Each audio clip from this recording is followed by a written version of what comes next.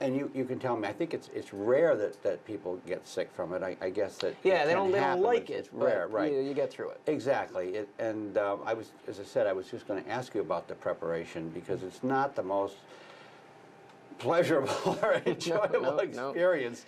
But as I mentioned during this segment, you know, it is something that could potentially save your life. So for a few hours of misery, I grab guess. Grab a book, leave it in the bathroom. Right, grab a book and leave it in the bathroom. Right. But as you mentioned, that the two most common ways are the gallon that you drink for several hours, spread over several hours, right?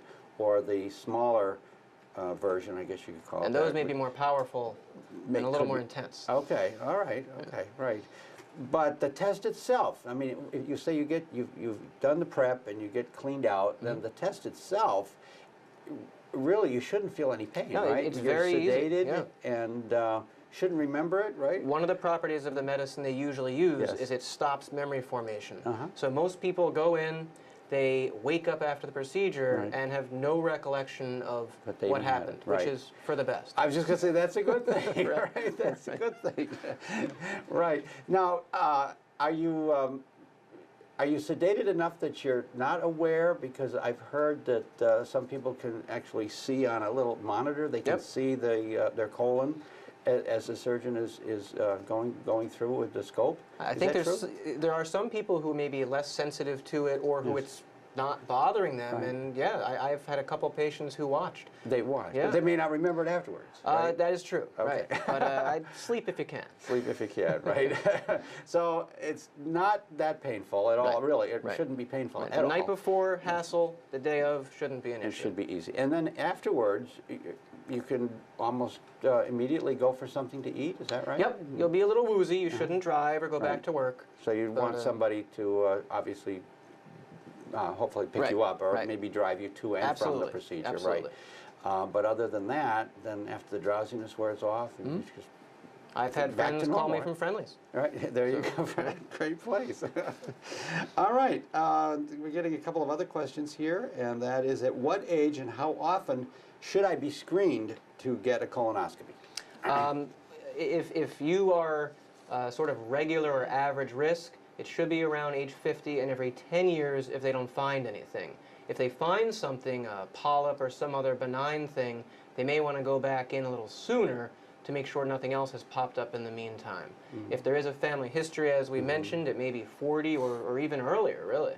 Sure. But 50 is the standard. 50 is the standard, and as you just said, if they don't find anything, they may let you go 10 years before you have to have it again. Right. If they do find some polyps, even though they may be benign, they might want you to come back sooner. Could be a year, 2 or 3, or something like that, right. And just because a person may have polyps doesn't necessarily mean that they're cancerous. I mentioned benign the vast polyps, majority are benign. Right, okay. And the surgeon can actually snip those polyps during the colonoscopy procedure and remove those, and then obviously test them to make sure that they're benign. Right. Right, okay.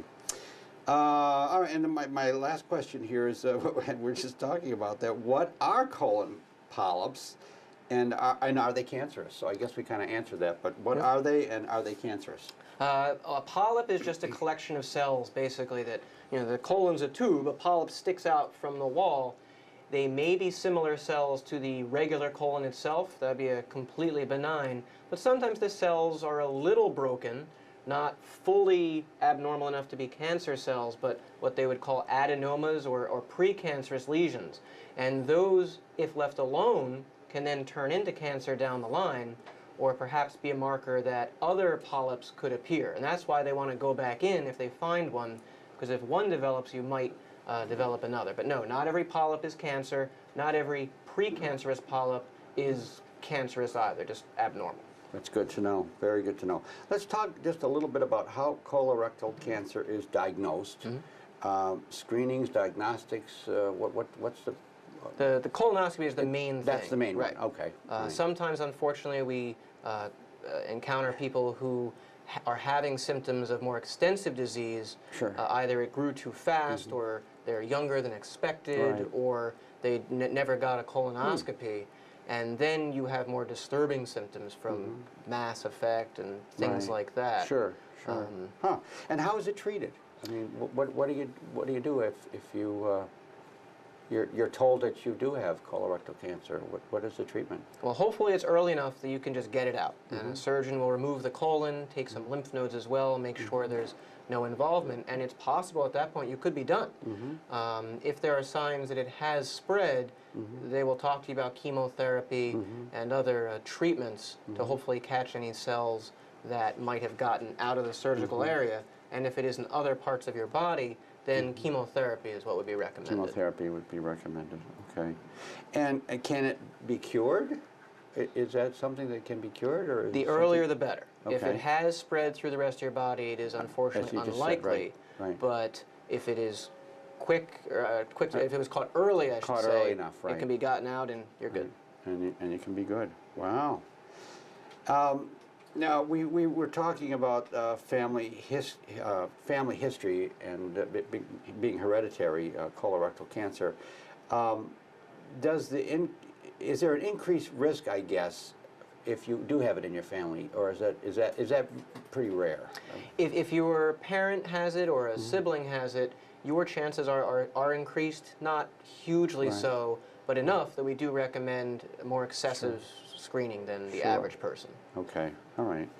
If you're just logging on, I'm Tim Bartos. This is a live web chat. We're talking with Dr. Howard Schlossberg from New York Hematology Oncology, and we're talking about colorectal cancer and that dreaded colonoscopy.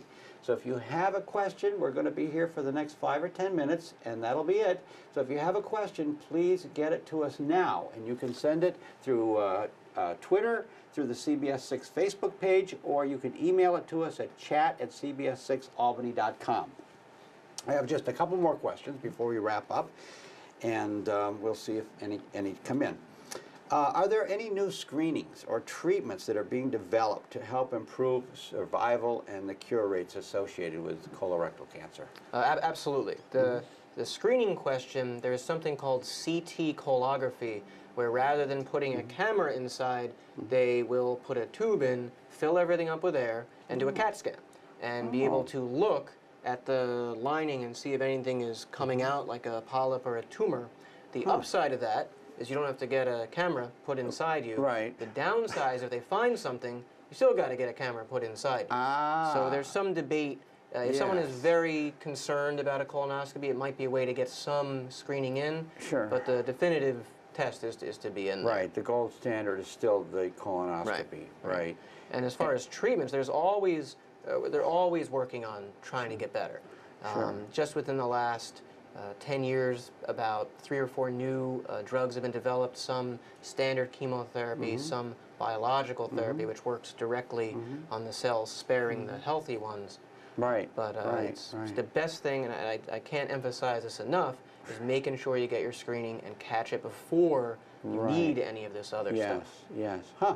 And I didn't know about that other test, but I think it is important, as you just noted, that if you were having the colonoscopy, the surgeon can remove polyps at the same time. Right. And so it's kind of a 2-for-1 if you do have them there. But as you said, for someone who maybe is especially apprehensive about the colonoscopy, or there may be other medical reasons why this other procedure. And what did you call it again? CT colography.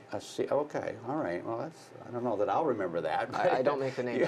I was just going to say, you may want to ask your doctor about that as an option, and see what he or she thinks.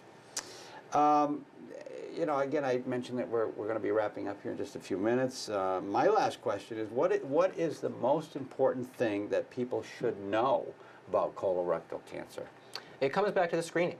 If you screen and you're lucky enough to be caught early, you can be cured. So that is the main point for anyone thinking about their personal colon cancer risk and their personal concerns. Get the colonoscopy. And you know, I was just going to say, if there's just one thing that you want people to take away from this web chat, it's probably that, right? Absolutely. Maybe something else, but I'll bet that's what it is, right? If there's just one thing that they take away, that's what it is. Wow. Very, very important, certainly. And again, it's somewhat uncomfortable, but it's worth it. So if you haven't had a colonoscopy, by all means talk to your doctor about getting one. And Dr. Schlossberg, I want to thank you so much for being here today. Pleasure. This has been great information, and really appreciate it. I hope you have a great week and can get out and enjoy some of that warm weather. Sounds good. And thank you so much to everyone for logging on, and I will see you next week at the same time, same place. Have a great week. Thank you. Bye-bye.